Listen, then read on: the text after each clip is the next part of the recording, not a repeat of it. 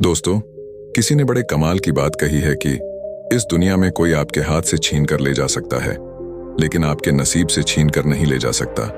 दोस्तों, आज की कहानी बड़ी विशेष और ज्ञानवर्धक है। उम्मीद करता हूं आप इसे पूरा सुनेंगे। नमस्कार दोस्तों, Bodhi thinks by YouTube channel में आपका दिल से स्वागत है। अपने वह नहीं होते जो तस्वीरों में साथ खड़े होते हैं, अपने तो वह होते हैं जो तकलीफों में साथ खड़े होते हैं। सबके दिलों का एहसास अलग होता है। इस दुनिया में सबका व्यवहार अलग होता है।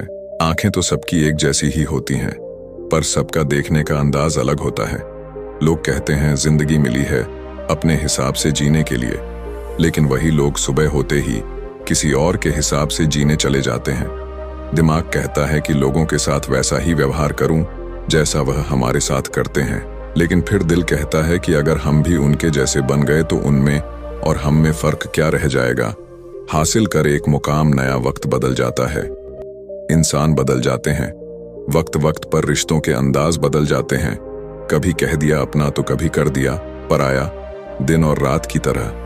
पुराने समय की बात है। एक महान विद्वान ब्राह्मण थे जिसका नाम आचार्य त्रिपाठी था।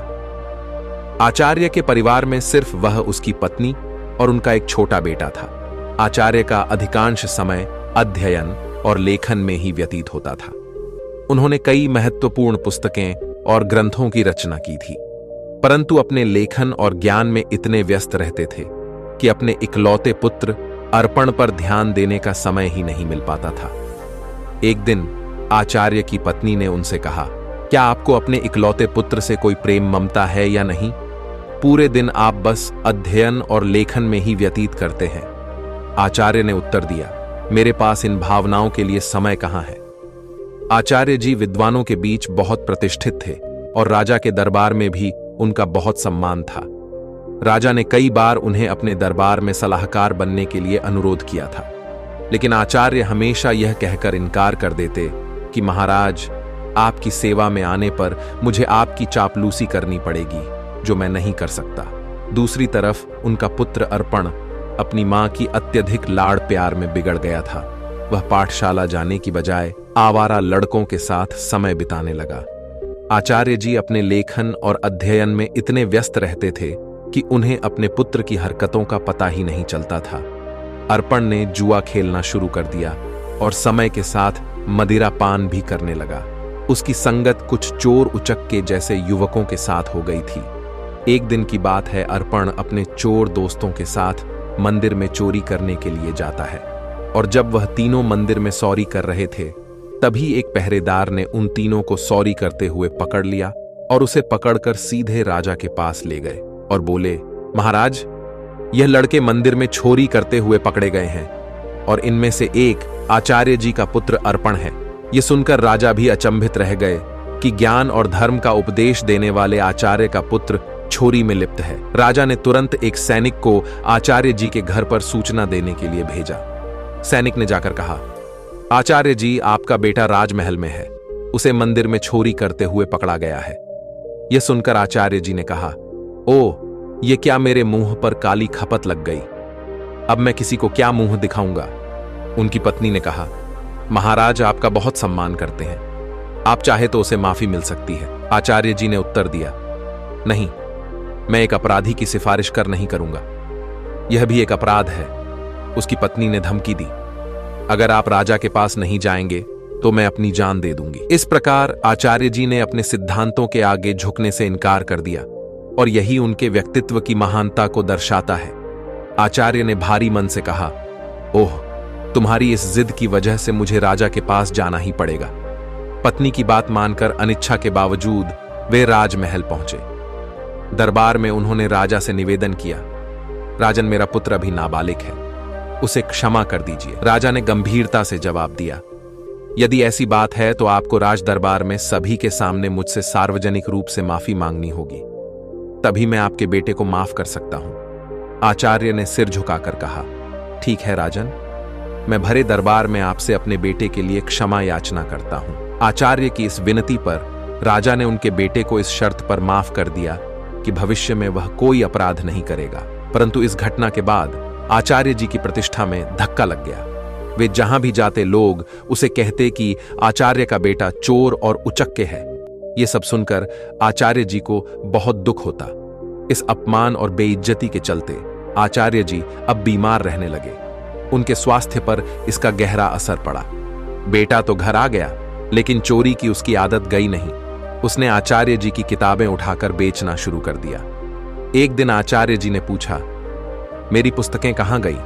तो बेटे ने लापरवाही से कहा, पिताजी, मैंने घर का कोड़ा कचरा साफ कर दिया।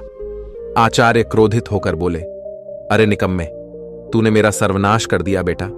उसे स्वर में बोला, आप तो हमेशा मुझे कोसते ही रहते हैं। मुझे लगा वो किताबें किसी काम की नहीं, इसलिए मैंने उसे बेच दिया। आचार्य जी ने उसे ज्यादा कुछ कहा नहीं। समय बीतने के साथ साथ आचार्य की बीमारी और गंभीर होती गई। वे चिंतित थे कि उनके बाद उनकी पत्नी और आवारा बेटे का क्या होगा। वे बीमार थे, फिर भी एक महत्वपूर्ण ग्रंथ की रचना कर रहे थे। वे सोचते, मैं यह ग्रंथ पूरा करके ही मरूंगा। बीमारी के बावजूद वे दिन रात लिखते रहे और एक दिन उनका यह ग्रंथ पूरा हो गया। उन्होंने सोचा, मेरा ग्रंथ तो पूरा हो गया है, लगता है मेरे जीवन के दिन भी पूरे हो गए हैं। उस दिन उन्होंने अपने बेटे को पास बुलाया और कहा, बेटा, अभी भी समय है, तुम संभल सकते हो, अपने आप को काबिल बना सकते हो। उन्होंने अपना लिखा हुआ ग्रंथ बेटे को देते हुए कहा, बेटा, तुम्हारी बर्बादी मेरी ही लापरवाही का नतीजा है। यह अमूल्य ग्रंथ संभाल कर रखो, तुम्हें देने के लिए मेरे पास कुछ और नहीं है। अर्पण ने वह ग्रंथ की पोथी अपने पास रखी, परंतु मन ही मन वह सोच रहा था, मैं इस पोथी का क्या करूंगा? मुझे पढ़ना लिखना तो आता ही नहीं।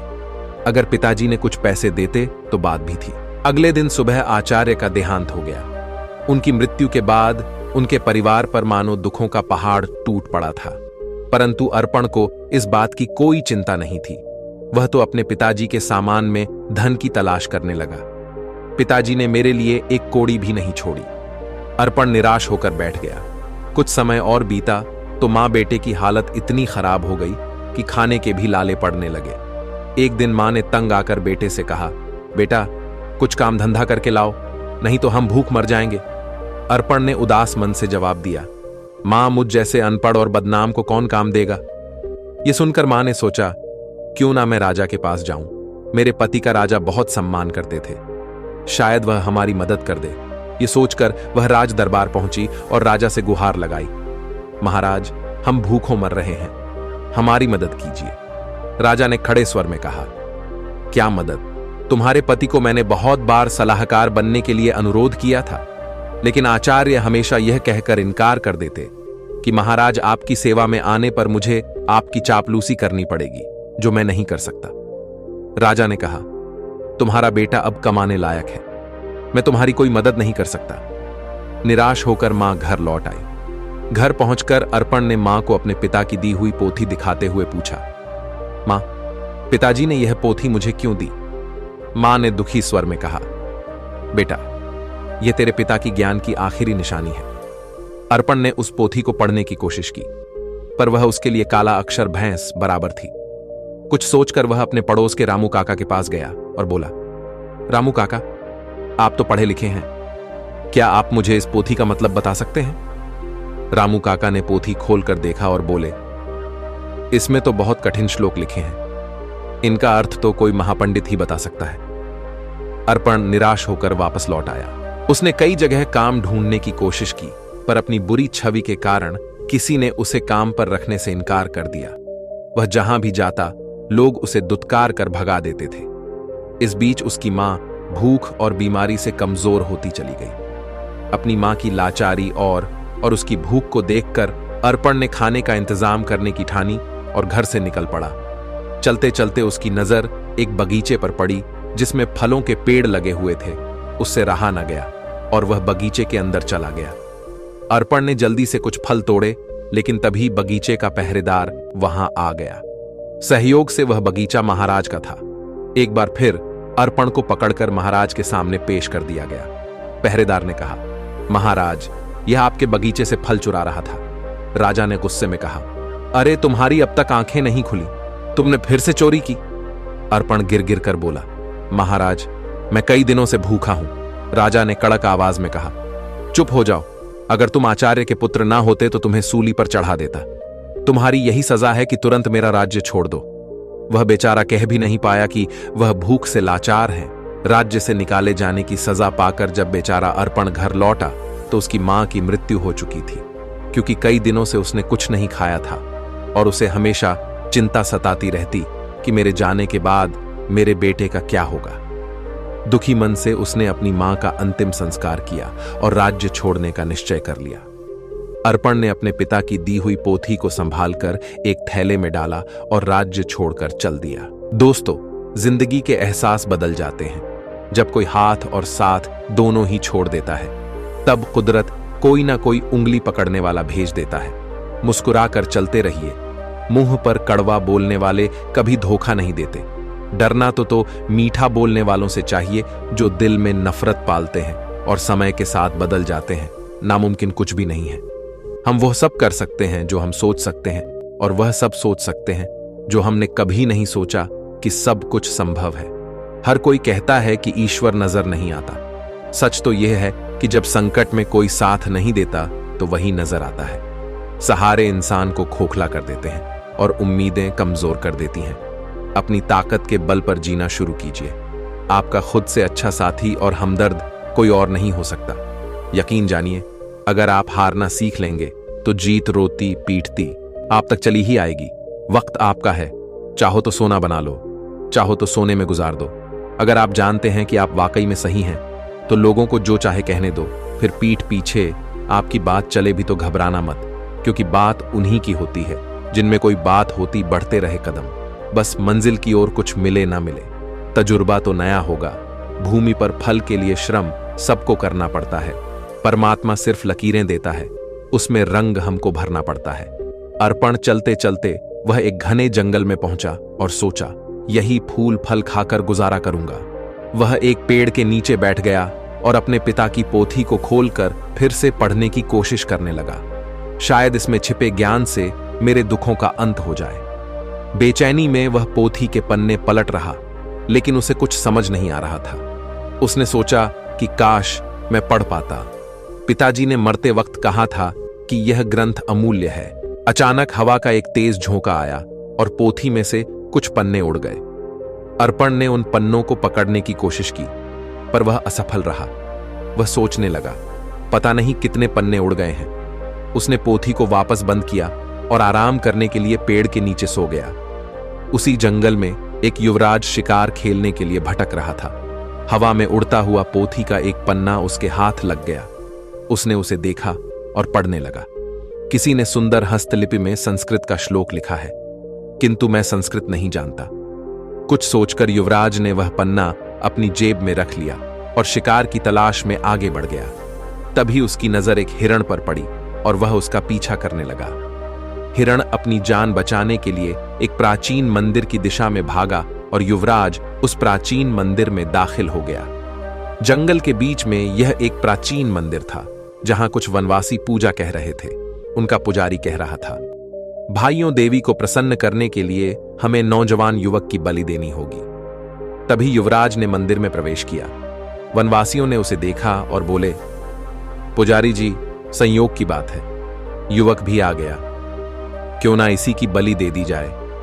यह सुनकर युवराज सोच में पड़ गया। अगर मैंने इन्हें अपना असली परिचय दे दिया तो यह मुझे अवश्य ही बलि पर चढ़ा देंगे, क्योंकि यह शत्रु देश के राजा का है। वनवासियों ने युवराज को रस्सियों से बांध दिया। तब युवराज ने कहा, पुजारी जी, मैं एक नीच कुल की संतान हूं, मेरी बलि देने से देवी अपवित्र हो जाएंगी। पुजारी ने हंसते हुए सख्त स्वर में कहा, अरे देवी को बलि चाहिए, उन्हें ऊंच नीच से कोई मतलब नहीं है। युवराज अपने जीवन से निराश हो गया और सोचने लगा, झूठ बोलकर भी मैं अपने प्राण नहीं बचा पा रहा हूं। जब उसे बलि के लिए लाया गया तो उसने कहा, भाइयों, बलि पर चढ़ाने से पहले मैं अपनी एक अंतिम इच्छा पूरी करना चाहता हूं। मेरी जेब में एक भोजपत्र है, क्या कोई उसे पढ़कर उसका अर्थ बता सकता है? मेरी यही अंतिम इच्छा है। पुजारी ने कहा, अवश्य लाओ, मैं तुम्हें उसका अर्थ बताता हूं। पुजारी ने उस ग्रंथ के पन्ने को अपने हाथ में उठाया और कहने लगा, इस भोजपत्र पर 2 श्लोक अंकित है। पहले का अर्थ है, एक झूठ कई झूठों को जन्म देता है और झूठा व्यक्ति अंततः मुसीबत में फंस जाता है। दूसरे श्लोक का भावार्थ है, किसी के प्राण लेना सरल है, परंतु किसी को जीवन देना अत्यंत कठिन है। युवराज यह सुनकर फूट फूट कर रोने लगा। पुजारी ने उससे पूछा, तुम रो क्यों रहे हो? युवराज ने रोते हुए कहा, यह दोनों श्लोक मुझ पर ही चरित्रालु होते हैं। यह सुनकर वनवासियों को अपनी गलती का एहसास हुआ। उनमें से एक आगे बढ़कर बोला, पुजारी जी, यह युवक सच कह रहा है, हमें इसे जबरदस्ती बलि पर चढ़ाने का कोई अधिकार नहीं है। तब वनवासियों ने युवराज को मुक्त कर दिया। पुजारी ने कहा, जाओ नौजवान, इस श्लोक ने हमारी आंखें खोल दी हैं। हम आज के बाद देवी को किसी जीव की बलि नहीं चढ़ाएंगे। युवराज, जिसका नाम यंश था, उसने उनका धन्यवाद किया और महल की ओर चल दिया। लौटते समय वह विचारों में खोया हुआ था और सोच रहा था, ये भोजपत्र कितने अनमोल है, इन्होंने मेरे प्राण बचाए। हो सकता है ऐसे सुंदर उपदेशों वाले और भी पन्ने हों। महल वापस पहुंचकर युवराज ने अपने पिता के चरणों में प्रणाम किया और कहा, पिताजी, आपने मुझे शिकार खेलकर जीवों की हत्या करने से मना किया था। मैंने आपसे झूठ बोलकर शिकार खेलने गया था और मुसीबत में फंस गया, परंतु इन श्लोकों ने मेरे प्राण बचा लिए। फिर युवराज ने राजा रुद्र प्रताप को अपनी आप बीती सुना दी। उसने कहा, ऐसे श्लोक जो दूसरों को अहिंसा की शिक्षा देते हैं और जिन्होंने मेरे प्राण बचाए, मेरे लिए हजारों मोहरों के बराबर है। पिताजी, इस भोजपत्र पर पन्नों की संख्या 3 लिखी है। यह किसी अनमोल पोथी के हिस्से है। राजा रुद्र प्रताप ने यह सुनकर अपने कुछ सैनिक को बुलाया और उन्हें भोजपत्र दिखाते हुए आदेश दिया, जो भी ऐसे श्लोकों से सजे भोजपत्र खोज कर लाएगा, उसे ऊंचा पद और पुरस्कार भी दिया जाएगा। दूसरे ओर आचार्य जी का बेटा अर्पण महीनों जंगलों में भटकता रहा। भटकते भटकते वह राजा रुद्र प्रताप के राज्य में आ पहुंचा। नगर में आकर भी उसने कई लोगों से सहायता मांगी, परंतु हर कोई उसे दुत्कार कर भगा देता था, क्योंकि इतने दिनों से भटकते भटकते अर्पण एक भिखारी जैसा दिखने लगा था। एक दिन की बात है, भूखा प्यासा अर्पण राजमहल की तरफ से निकल रहा था और उसे जोर की भूख लग रही थी। वह सोचने लगा कि अब भूख के मारे उसकी जान निकली जा रही है। तभी अचानक राजमहल की रसोई से खाने की महक उसकी नाक में आ गई। अनायास ही वह उस मोहक सुगंध की ओर खींचता चला गया और सीधा रसोई घर में जा पहुंचा। वहां जाकर उसने रसोइये से कहा, भाई, मुझे 2 रोटी दे दो, बहुत भूखा हूं। रसोइये ने उसे दुत्कारते हुए कहा, जा भाग यहां से। लेकिन अर्पण की भूख इतनी बढ़ चुकी थी कि उससे सहन नहीं हो रही थी। उसने मौके का फायदा उठाकर रसोइये से नजरें बचाई और 2-3 रोटियां उठाकर अपने थैले में डाल ली। दुर्भाग्य से रसोइये की नजर उस पर पड़ गई। उसने अर्पण का हाथ पकड़ लिया और गुस्से में बोला, अरे रोटी चोर, चल, तुझे महाराज के सामने ले चलता हूं। अर्पण भूख के कारण चल भी नहीं पा रहा था और रसोइया उसे खींचता हुआ महाराज के पास ले गया और बोला, महाराज जी, यह भिखारी लड़का राजमहल की रसोई में घुस आया और यहां से रोटियां चुराई है जो इसके थैले में है। महाराज ने सिपाहियों को आदेश दिया, इस भिखारी के थैले को उल्टा कर दिया जाए। एक सिपाही आगे बढ़ा और अर्पण का थैला छीना और उसे उल्टा कर दिया। थैले से रोटियों के साथ साथ वह ग्रंथ भी निकल आया जो अर्पण के पिता ने लिखा था। उसी समय युवराज भी वहां से गुजर रहे थे, तो ग्रंथ को देखते ही युवराज की आंखें चमक उठी। उसने तुरंत ग्रंथ को उठा लिया और खुशी से चिल्ला उठा, अरे, यह तो वही अनमोल पोथी है जिसकी हमें महीनों से तलाश थी। फिर युवराज ने अर्पण की ओर देखा और आदरपूर्वक अपने सिपाही को कहा, इस धनवान लड़के को सम्मान से बिठाया जाए। फिर उस लड़के को एक सिंहासन पर बैठाया गया। फिर युवराज ने पूछा, भाई, तुम्हारा नाम क्या है? लड़के ने कहा कि मेरा नाम अर्पण है। युवराज ने कहा कि इतनी अनमोल संपत्ति होने के बावजूद भी तुम भीख मांग रहे हो। मैं इस पोथी के लिए तुम्हें 50,000 स्वर्ण मुद्राएं देने को तैयार हूं। अर्पण यह सुनकर एकदम असंबित रह गया और बोला, क्या कहा? 50,000 स्वर्ण मुद्राएं कम नहीं है महाराज। मैं सोच रहा था कि लाखों की संपत्ति रखते हुए भी मैं भूखा मर रहा था।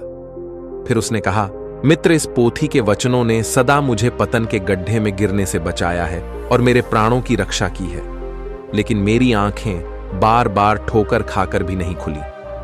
युवराज ने पोथी खोली और अर्पण को पहले और दूसरे पन्ने की श्लोक सुनाने लगा। उसने लिखा था कि अविद्या सारे कपटों की जननी है और संकटों में ही अपने और पराई की पहचान होती है।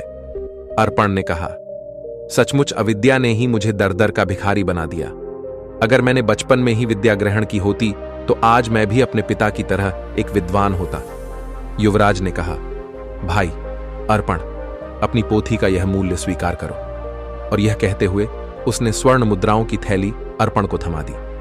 अर्पण ने थैली को हाथ में लेते हुए कहा, अब मैं धन का बोझ कहां उठाता फिरूं? इस धन को मैं गरीब बच्चों की अविद्या दूर करने के लिए लगाऊंगा। युवराज ने कहा, मित्र, अब तुम एक भिखारी नहीं रहे, तुम तो अब महान धनवान हो गए हो। अर्पण सोच रहा था, काश यह समझ मुझे बचपन में ही आ गई होती तो शायद मेरे माता पिता आज यहां होते। इसके बाद अर्पण ने वह धन ग्रहण किया और उसने उस धन से गरीब बच्चों के लिए एक पाठशाला बनवाई और खुद भी विद्या प्राप्त करने लगा। दोस्तों, किसी ने बड़े कमाल की बात कही है कि हौसला ना हार गिरकर, ए मुसाफिर, अगर दर्द यहां मिला है तो दवा भी यहीं मिलेगी। दोस्तों, जीवन में जो होना है वह होकर रहेगा। यह कहानी सिखाती है कि अगर आपकी बुराइयां आप पर हावी हो गई तो आपका अंत निश्चित है। इसलिए बुराइयों को अपने ऊपर हावी मत होने दो। इस कहानी को सुनने के लिए धन्यवाद। दोस्तों, मिलते हैं अगली वीडियो में एक नई सीख के साथ। खुश रहिए, अपना ख्याल रखिए।